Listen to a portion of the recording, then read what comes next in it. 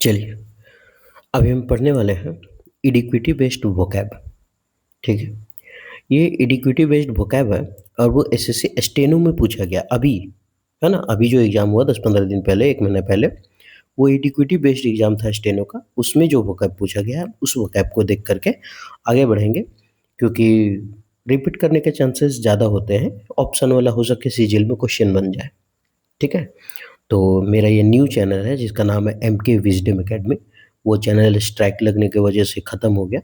तो मेरा new channel है, आप इसको अगर अच्छा लगता है तो पहले आप कुछ देख लें, ठीक है? अगर लगे कि हाँ बेहतरीन है या फिर बेहतर है या फिर अच्छा है तो आप हमारे साथ बन सकते हैं। तो बढ़ते हैं पहला क्वेश्चन की ओर ज़्यादा समय ना लेते हुए। पहले इसमें मिक्स मिलेगा आपको, एंटोनिम, सिनोनिम, वन वर्ड, है ना? ये सभी चीज़ मिलेगा आपको। सब वो एडिक्विटी बेस्ड है, तो आप देखिए इसको ध्यान से। अगर आप सीजीएल देने जा रहे हो तो आप इसको देख सकते हैं अच्छे से। वेरासिटी का मतलब होता है, सबसे पहले अगर वेरासिटी देखें तो वेरासिटी का मतलब होता है सच्चाई। वेरासिटी मतलब होता है सच्चाई, ठीक है? वेरासिटी मतलब क्या होता है? सच्चाई। अब थोड़ा सा हम पेन का जो मोटाई है उसको थोड़ा बड़ा कर लेते हैं ताकि दिखे, हाँ, ठीक है। तो वेरासिटी का मतलब क्या होता है? सच्चाई। अब यहाँ सच्चाई को हम क्या और लिख सकते हैं? ऑनेस्टी लिख सकते हैं। और क्या लिख सकते हैं? डिसेंसी लिख सकते हैं, है ना? ये सब का मतलब क्या होता है? ये सब का मतलब होता है सच्चाई, ठीक है। अब ये वेरासिटी यार हमको पूछा है कि आप एंटोनिम बताइए, याद कैसे रखेंगे वेरासिटी का मतलब सच्चाई? तो आप यानी ये कि वीरा किसका नाम होता है? वीरा कोई लड़का का नाम है। और सिटी मतलब क्या होता है? शहर, ठीक है। तो वीरा जिस सिटी में रहती है ना, उसका जो वीरा जिस सिटी में रहती है उस सिटी में सच्चाई, सच्चा मार्ग पर चलने वाले लोग बहुत हैं, ऑनेस्टी लोग बहुत हैं, डिसेंसी लोग बहुत हैं। याद हो गया ट्रिक? क्या बोले हम? इतना सिंपल है, बस इतना सिंपल है कि वीरा जिस सिटी में रहती है वहाँ लोग सच्चे से जीवन जीते हैं, ऑनेस्टी से जीवन जीते हैं, ठीक है। आगे है फॉल्स। अब ऑप्शन देखते हैं। फॉल्सहुड, फॉल्सहुड का मतलब क्या होता है? फॉल्स मतलब ही गलत हो गया ना, तो इसका मतलब होता है धोखाधड़ी। क्या होता है? धोखाधड़ी, है ना? अगर इसका हम बोले धोखाधड़ी मतलब क्या हो? धोखाधड़ी मतलब आप ये बोल सकते हैं, पहले भी सबका मीनिंग देख लेते तो याद होगा। तो मिल तो गया, सच्चा का इंग्लिश ऑनेस्टी, ईमानदारी का एंटोनिम तो पूछा, धोखाधड़ी। हाँ, हो सके और भी कोई होगा करीबी वर्ड। एक्यूरेसी का मतलब तो जानते हैं कि आपका एक्यूरेसी कितना है, तो 80%, 100 में बनाते हैं 80% सही होता है, वो एक्यूरेसी है। जिसको हम लोग बोलते हैं सटीकता, कि आपका क्या सटीकता क्या है। प्रिसाइज जिसको बोलते हैं ना, सटीक होना, वो कॉन्साइज जिसको बोलते हैं, ये सब भी होता है सटीकता का। ट्रूथफुलनेस का मतलब होता है सच्चाई, लेकिन आप ध्यान दीजिएगा, ये ट्रूथ है, ट्रूथ का मतलब होता है सच्चा। ट्रूथ का मतलब क्या होता है? सच्चा। लेकिन यहाँ वेरासिटी, डिसेंसी और ईमानदारी, तो ये तो सिनोनिम हो गया, ये तो होगा ही नहीं। और ऑनेस्टी भी हो गया इसका सिनोनिम, तो मेरे पास बचा क्या? अगर थोड़ा सा अगर कॉमन सेंस लगा करके मार गया, एक्यूरेसी सटीक अच्छा, ट्रूथफुलनेस सटीक अच्छा, ऑनेस्टी ईमानदारी, मतलब ये तीनों जो है ना वो पॉजिटिव सेंस दे रहे हैं, एक ही नेगेटिव सेंस दे रहा है। इससे भी छाट के मार सकते थे अगर मीनिंग ना पता हो, ठीक है। अब फॉल्सहुड हो गया, सर थोड़ा सा एक आगो और बता दीजिए धोखा वाला। तो आप ऐसे याद रख सकते हैं, फेब्रिकेशन। फेब्रिकेशन का मतलब भी होता है धोखाधड़ी, ठीक है। फेब्रिकेशन धोखाधड़ी। और क्या होता है? डिसेप्शन का मतलब होता है धोखा देना, ठीक है। फेब्रिकेशन, डिसेप्शन, है ना, ये सभी। तो वेरासिटी याद हो गया ना। चलिए बढ़ते हैं दूसरा क्वेश्चन की ओर। दूसरा है हमारा one word substitution. A person who is indifferent to pleasure और पेन, मतलब एक ऐसा व्यक्ति जिसको तो ना तो सुख से मतलब है और ना ही दुख से मतलब है। ये कहना चाह रहा है कि जिसको ना तो सुख से मतलब है और ना ही दुख से मतलब है, उसको क्या बोलते हैं? तो उसको हम लोग क्या बोलेंगे इंग्लिश में? तो उसको हम लोग बोलते हैं, ये देखते होंगे अब, तारक मेहता देखते होंगे ना, उसमें बताता है ये सभी चीज़, है ना? नहीं, वो तो सैडिस्ट बताता है। अच्छा कोई बात नहीं। तो इपिक्योर देख लेते हैं, जो सुख और दुख में जिसको कोई मतलब ना हो, नहीं, बोल दिया करे तुम्हारा 10 लाख का लॉटरी लगा है, फिर भी मुंह कान एकदम अंदर कर ले। बोल दे रहे तुम्हारा बैंक खाते से 10 लाख चोरी हो गई, फिर भी मुंह कान एकदम लटका के, मतलब कोई प्रभाव नहीं पड़ता है। वो बोलते हैं उदासीन रहता है वो, है ना, इनडिफरेंट, उसको बोलते हैं स्टोइक। क्या बोलते हैं उसको? स्टोइक, उदासीन। ठीक है। और इसका एक सिनोनिम तो ये खुद इंडिफरेंट हो गया। इंडिफरेंट का मतलब है उदासीन। एक डिटैच्ड भी होता है, इसका मतलब भी होता है उदासीन। ठीक है, क्या क्या हो गया, इंडिफरेंट हो गया, डिटैच्ड हो गया, ये सर। इपिक्योर का मतलब समझ में आता है? इपिकुरियन, पहले के लोग इपिकुरियन ज़्यादा हुआ करते थे। इपिकुरियन का मतलब होता है जो अपना शारीरिक सुख और ऐश्वर्य विलासिता में जिंदगी बिताता हो, मतलब भोग विलासी। वो गाने सुने ना कि शाम का दारू रात को लड़की और नींद आ जाए घनपत चल दारूला, बस वही लोग रहते थे। ठीक है, रात को दारू चाहिए शाम में। और वो गाना जो है ना सटीक बैठता है इस पर, इपिक्योर पर, तो उसको बोलते हैं भोग विलासी, है ना। फूड हो गया लग्जरियस, जो भी है। ठीक है, तो वो हो गया पेसिमिस्ट, और एक है मिसोचिस्ट। अच्छा, ये पेसिमिस्ट से दो वर्ड आपको याद रखना पड़ेगा, एक पेसिमिस्ट और एक होता है ऑप्टिमिस्ट। ठीक है, तो खैर वो आएगा तो बताएंगे, लेकिन पेसिमिस्ट का मतलब होता है निराशावादी। हम बता देते हैं ट्रिक कैसे याद रखते हैं। निराशा, नीर निराशा, हाँ निराशावादी। एक होता है ऑप्टिमिस्ट। ठीक है, इसको याद कैसे रखेंगे? तो ये होता है, इसका मतलब होता है आशावादी। क्या होता है इसका मतलब? आशावादी, ऑप्टिमिस्ट। तो ओ से ऑप्टिमिस्ट, ओ से आशावादी, जो बच गया पेसिमिस्ट का मतलब निराशावादी। कंफ्यूज नहीं होना है ना। तो निराश हो गया मतलब होपलेस हो गया। निराश हो गया मतलब क्या हो गया? होपलेस हो गया। नेगेटिव भी बोल देते हैं, है ना। इसका अगर सिनोनिम बोले तो नेगेटिव, नेगेटिव नहीं बोलते, नेगेटिव मत सोचो हमेशा। और ये मैसोचिस्ट का मतलब होता है जो दर्द को इंजॉय करता हो, जो दर्द को इंजॉय करता हो। लेकिन कब, नहीं बताते हैं। आप समझिए दर्द एंजॉय कब किया जाता होगा, है ना। जो दर्द को एंजॉय करता हो उसको बोलते हैं मैसोचिस्ट। ठीक है, ये एक तरह से समझिए कि ये भोग विलास में ज़्यादा वर्ड होता है ना। उसको बोलते हैं मैसोचिस्ट। मैसोचिस्ट मतलब जो दर्द को एंजॉय करता हो। एंजॉय का स्पेलिंग भूल गए वर्ड देख करके, है ना। भोग विलास या ऐश्वर्य विलासिता में जो काम काम वासना के टाइम जो दर्द होता है उसको जो एंजॉय करता हो उसको बोलते हैं मैसोचिस्ट। नेक्स्ट, ये मेरा बनाया हुआ नहीं है, इक्विटी खुद दिया है ये वर्ड। ठीक है, मैसोचिस्ट, जो दर्द को एंजॉय करता हो भोग विलास के समय। नेक्स्ट, आगे है, क्या है, स्पेलिंग आपको छांटना है कि कौन सही कौन गलत। ठीक है, हम क्या बोले थे ना कि आप जब भी किसी चीज़ का रीडिंग करें, अगर आप एसएससी का तैयारी कर रहे हैं तो व्हाट्सअप का अंग्रेजी पढ़ा करें। व्हाट्सअप का अंग्रेजी मतलब, जैसे व्हाट्सअप का अंग्रेजी बोलते हैं ना कि तुम कहाँ हो, तो लिखते हैं के एच एन कहाँ, ऐसा ही लिखता है ना। तो इसी तरह से हम लोग को क्या करना पड़ेगा, याद रखना पड़ेगा।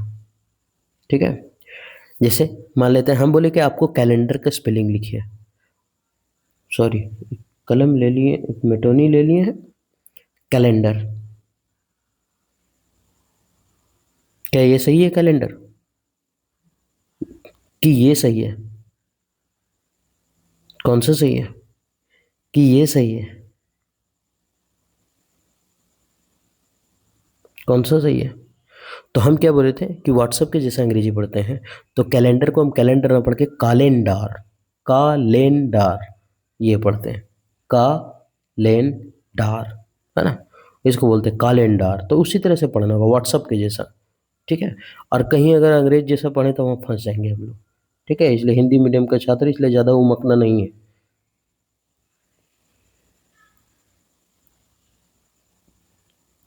तो यह क्या है, ग्रीगेरियस। अब इस ग्रीगेरियस को देखते हैं कि इसका मीनिंग मतलब कौन सा स्पेलिंग है।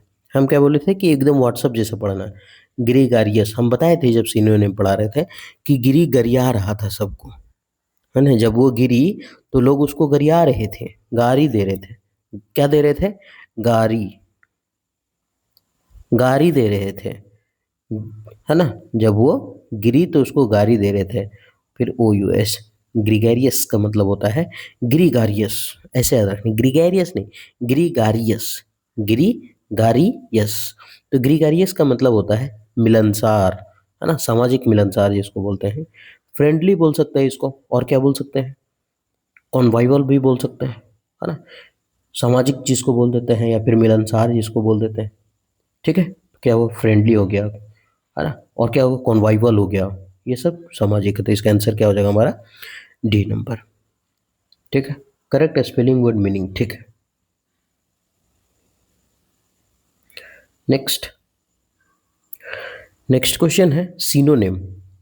इनरवेट का मतलब होता है थक जाना। ये भी ट्रिक से हम पढ़ाएं, मतलब एक भी इडिक्विटी ऐसा नहीं है जो मेरा पढ़ाया हुआ से बाहर पूछ रहा है। पहले जो मेरा चैनल था इजी विथ बाला, जिसको इंग्लिश खैर इजी विथ बाला था, है ना, उसमें पढ़ाए हुए हैं। अभी तो न्यू चैनल है, हम सारा फिर से पढ़ाएंगे, आपको चिंता करने का कोई जरूरत नहीं है। इनर वेट, हम लोग गर्मी ठंडा के दिन में क्या पहनते हैं, इनर, अंदर से पहनते हैं ना इनर, और वो inner weight, inner weight, inner का वेट जो इतना ज़्यादा था कि बेचारी पहन के जब चलती थी तो थक जाती थी, है ना, थका होना। इनर वेट, इनर का वेट ही ज़्यादा था, वजन ही इतना था कि पहन के थक जाती थी, क्या हो जाती थी, टायर्ड हो जाती थी, वो फटीग हो जाती थी। फटीग का मतलब थक जाना। याद कैसे रखे थे, जब कोई चीज़ भारी हो तो लिखते लिखते हम लोग को क्या होता है, फट जाता है। बोलते हैं ना, ऐसा बोलते हैं, बस हो गलो, फट गलो, तो फटीग मतलब थक गया। तो अब इनर वेट मतलब थक जाना, और हमको पूछा सिनोनिम, तो थक जाना का एक और होगा मीनिंग। स्ट्रेंथन का मतलब तो मजबूत होना होता है, ये तो साला होगा नहीं, ये तो एंटोनिम दे दिया। रिवाइव का मतलब भी होता है फिर से जीवित होना, ये भी नहीं होगा। मोटिवेट मतलब प्रेरित करना, ये भी नहीं होगा। तो एक ही तो बताया एग्जॉस्ट, एग्जॉस्ट का मतलब हुआ है थका होना। इसको भी याद रखना था, exhaust, x horse, x horse, x horse मतलब पुराने घोड़े। एक्स मतलब क्या होता है, गर्लफ्रेंड होती है तो बोलते हैं ना एक्स जा रही है मेरी, मतलब पुराना। तो वही है एक्स हॉर्स, एग्जॉस्ट मतलब थका होना। एक्स हॉर्स पुराना घोड़ा जल्दी क्या होता है, थक जाता है। ठीक है, तो समझ में आ गया एग्जॉस्ट। अच्छा, ये जो एग्जॉस्ट है ना, अगर आदमी में आए तभी इसका मीनिंग थका हुआ होना होता है। आप याद रखिएगा इस चीज़ को। एग्जॉस्ट होता है तो अगर आदमी के लिए बोला जाए तब थका होना, लेकिन अगर कोई वस्तु के लिए अगर एग्जॉस्ट का प्रयोग कर रहे हैं तो फिर वस्तु के लिए होता है अपने अंदर समा लेना किसी चीज़ को, अपने अंदर समा लेना। अगर वस्तु में प्रयोग करें तो फिर अपने अंदर समा लेना, अपने अंदर लेना, अपने अंदर समा लेना। तो जैसे कोई वस्तु के लिए हो, जैसे हम लोग प्रयोग करते हैं ना, क्या बोलते हैं उसको, एग्जॉस्ट फैन यूज़ करते हैं कि नहीं। तो ये क्या करता है, अपने अंदर सारा कुछ समा लेता है ना गर्म हवा को, एग्जॉस्ट फैन, है ना। ये वस्तु में अगर रहे तो अपने अंदर समा लेना। नेक्स्ट, ये क्या है, चूज करेक्ट फ्रेज, और फ्रेजल वर्ब दे दिया कि भाई फ्रेजल वर्ब बता, सब इडिक्विटी पूछा है ना। तो थोड़ा सा पढ़ करके देख लें कि ये क्या कहना चाह रही है, क्या कह रही है डार्लिंग पांचवा तुम। Let's try to think outside the box and come up with a new solution to this problem. मतलब इसका कहना है कि लेट्स ट्राई, चलो कोशिश करते हैं, to think outside the box, box के जो बाहर बाहरी चीज है या बाहर के बारे में है उसके देख करके हम लोग चलो कुछ सोचते हैं। And come up with new solution, और एक नए सॉल्यूशन के साथ हम लोग आएंगे टू दिस प्रॉब्लम, इस समस्या से। इस समस्या का समाधान हम नए तरीके से करेंगे, चलो देखते हैं इसके बारे में। तो यहाँ बोला है कि let's try to think outside the box, outside the box. अब यहाँ है फ्रेजल वर्ब, अब इसके मीनिंग देखते हैं क्या होता है। पहला है to consider unconventional and creative solution. यह है टू रिजेक्ट सॉल्यूशन। अरे जब सॉल्यूशन को हम रिजेक्ट करना होगा तो फिर उसको हम क्यों देखेंगे। कम अप का मतलब होता है कम अप अ न्यू सॉल्यूशन। हम एक नया सॉल्यूशन की ओर कब आएंगे, जब जब सॉल्यूशन रिजेक्ट करेंगे तो नया सॉल्यूशन मिलेगा क्या। क्वेश्चन का आंसर नहीं देंगे तो उसका आंसर हो जाएगा नहीं। तो solve problem using only existing rule, जो रूल है उसी के हिसाब से नहीं है। हम बोल रहे हैं कि यहाँ नया प्रॉब्लम सॉल्व करना है। ठीक है, टू फॉलो ट्रेडिशनल मेथड ऐसा कुछ नहीं है। इसका मीनिंग क्या होगा, to consider unconventional and creative solution, मतलब एक कोई नई सोच। बोला क्या कि let's try to think outside the box, चलो कुछ नया सोचते हैं। तो जब नया सोचते हैं तो फिर नया चीज़ों को consider unconventional and creative solution हमको सोचना पड़ेगा, है। तो चलो कुछ हट के इस प्रॉब्लम का क्या करते हैं, सॉल्यूशन सोचते हैं। इसका मीनिंग यही है, वही है कि आउटसाइड द बॉक्स, मतलब जो बॉक्स में सॉल्यूशन है उसको नहीं ढूंढेंगे, बॉक्स के बाहर से कहीं से लेकर के आते हैं सॉल्यूशन। हाँ, कुछ हट के इसका आंसर देंगे। तो टू कंसिडर क्रिएटिव सॉल्यूशन हम खोज रहे हैं, इसका मतलब, है ना। नेक्स्ट, आगे है करेक्टली स्पेल्ड वर्ड, मतलब कौन सा गलत है। हम बोले थे क्या सर्विलेंस नहीं पढ़ना है, सर्विलांस, व्हाट्सएप के जैसा, सर्विलांस लिखिए spelling, sorry, sir will, I छूट गया ना, sir will lance, surveil lance, lens नहीं, सर्विलांस, ये हो गया सर्विलांस, निगरानी रखना, है ना। जिसको और क्या बोल सकते हैं सर्विलांस को निगरानी में, ऑब्जर्वेशन भी तो बोल सकते हैं, ऑब्जर्वेशन, और क्या बोल सकते हैं, सिक्योरिटी, सिक्योरिटी नहीं, क्या बोलते हैं, स्क्रूटनी, है ना, कुटनी नहीं, स्क्रूटनी, है ना, सर्विलांस निगरानी रखना। तो इसका आंसर हो जाएगा डी। नेक्स्ट, अब एंटोनिम, एंटोनिम क्या है, अरेकुलर, और एकुलर का मतलब होता है, थोड़ा सा याद रखने का तरीका, और कूलर, तो क्या बोले, और कूलर, अरे, और कूलर, अरे कूलर, कूलर कुर्ती में लगा वाला कूलर, और कूलर, अरे कूलर, इसका स्विच कहाँ से दें, थोड़ा समझने में मुश्किल हो रहा है। तो समझने में मुश्किल चीज क्या होता है, समझने में मुश्किल चीज, है ना, मुश्किल चीज जिसको बोलते हैं क्राप्टिक। स्पेलिंग हम थोड़ा सा ना स्पेलिंग में छोड़ देते हैं वर्ड क्राप्टिक, है ना।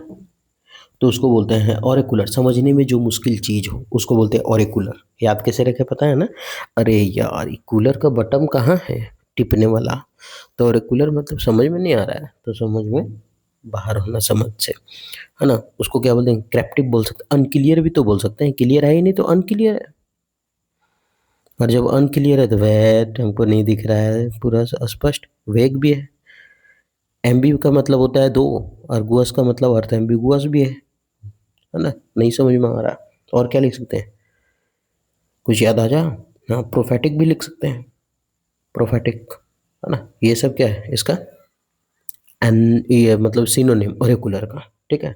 अब हमको पूछा एंटोनिम, तो ओरेकुलर का मतलब अस्पष्ट, समझ में नहीं आ रहा है, तो फिर लूसिड का मतलब स्पष्ट, लूसी लड़की स्पष्ट बोल देती है, हम काम ना कर वो जो काम नहीं करेंगे हम, ठीक है। इम्प्रेस तो जानते हैं लड़की लड़की को हम लोग करते हैं खाली, इम्प्रेस खाली लड़की को तो करना चाहते हैं, दूसरा को कौन करे। देखिए शक्ल भले मेरा दरिंदा जैसा है, लेकिन खूबसूरत लड़की देखेंगे ना तो दिल गार्डन गार्डन हो जाता है मेरा। अनग्जियस का मतलब होता है चिंतित, काला है, मतलब देखते देखे होंगे वीडियो में, छुछुंदर जैसा दिखते हैं, है ना। वरीड भी बोल सकते हैं, चिंतित। आइडियलिस्टिक का मतलब होता है काल्पनिक, यूटोपिया, ठीक है ये। नेक्स्ट,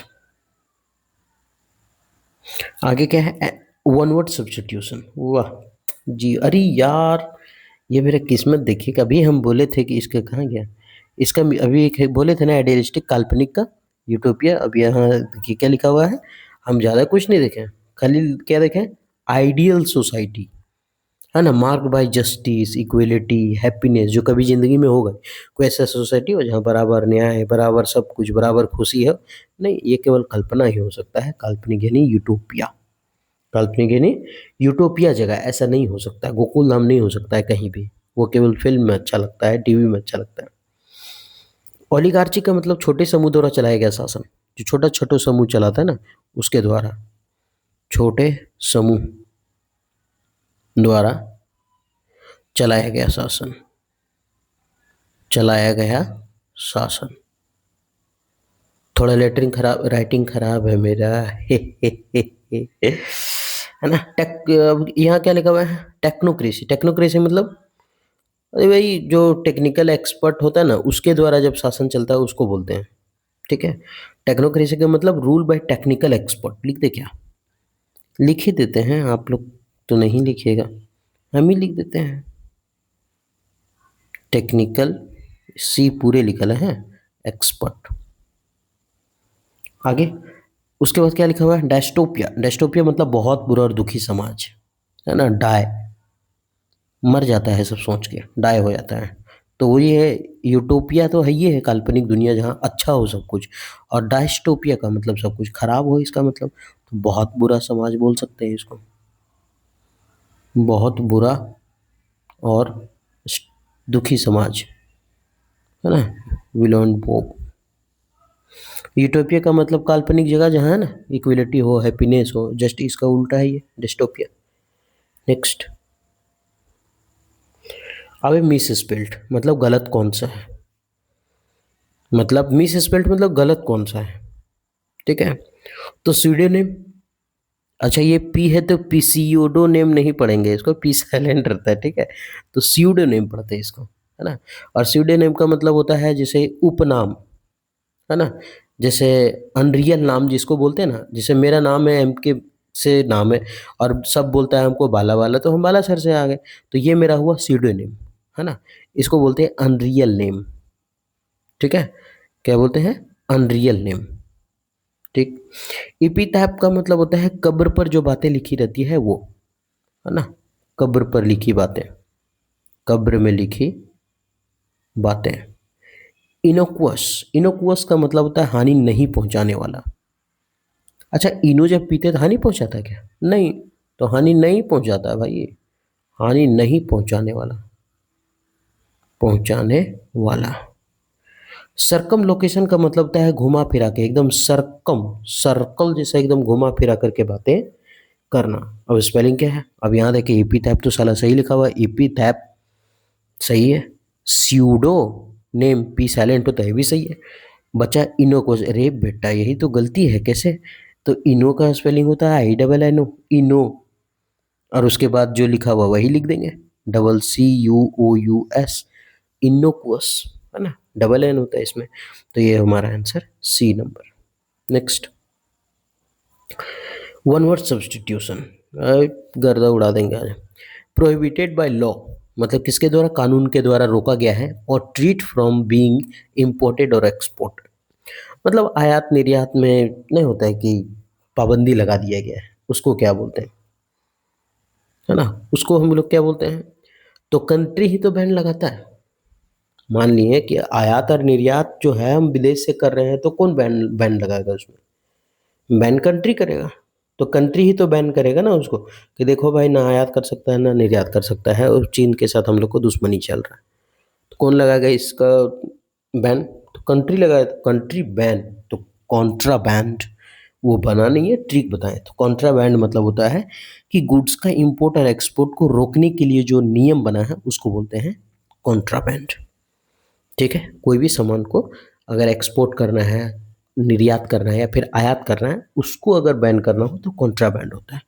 समझ में आ रहा है ना, आप अगर चाहें तो लिख लें, गुड्स इंपोर्ट एंड एक्सपोर्ट को रोकने के लिए कॉन्ट्राबैंड का प्रयोग करते हैं, ठीक है।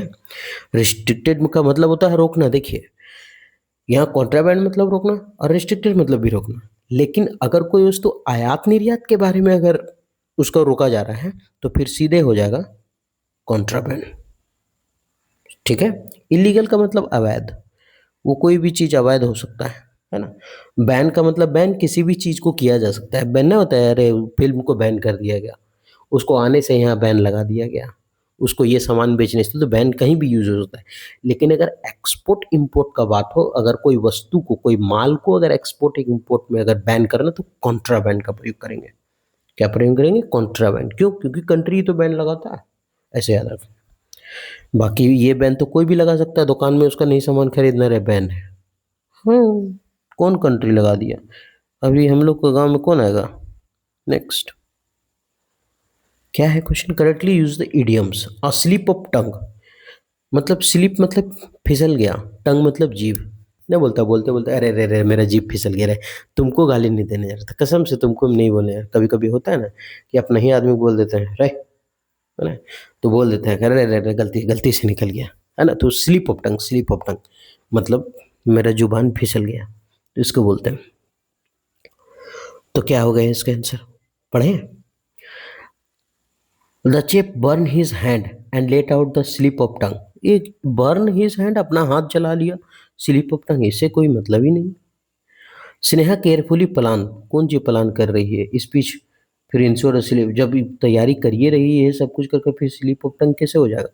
सुनीता लॉस्ट हर बैलेंस, ये क्या, पैसा उसा क्या, बोल रहा है कि गलती से मुंह पिछल गया, पिछड़ गया, बोल दिया। रवि मिस स्पोक, रवि गलती से बोल दिया ड्यूरिंग द इंटरव्यू के दौरान कि it was just a slip of the tongue, है ना? मतलब गलती से बोल दिया और बोल दिया, सर स्लिप हो गया मेरा, है ना? ज़ुबान फिसल गया, चमड़ा का ज़ुबान से निकल गया। नेक्स्ट, पीविस का मतलब होता है, हाँ, ये वर्ड जो है ना अच्छा है ना? पीविस का मतलब होता है जो क्या बोलते हैं, संतोष पागल, संतोष पागल ना हई, कल का सूरज ना देख पाइबा, वो है। आसानी से चिढ़ने वाला आदमी को बोलते हैं पीविस।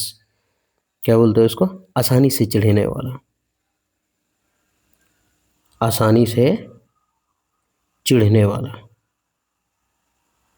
चिढ़ने वाला, ठीक है? इसको बोलते हैं पीविस। क्या बोलते हैं उसको? पीविस। यानी इसका इंग्लिश में बोल सकते हैं इरिटेबल, इरिटेट कर देना किसी को, है ना?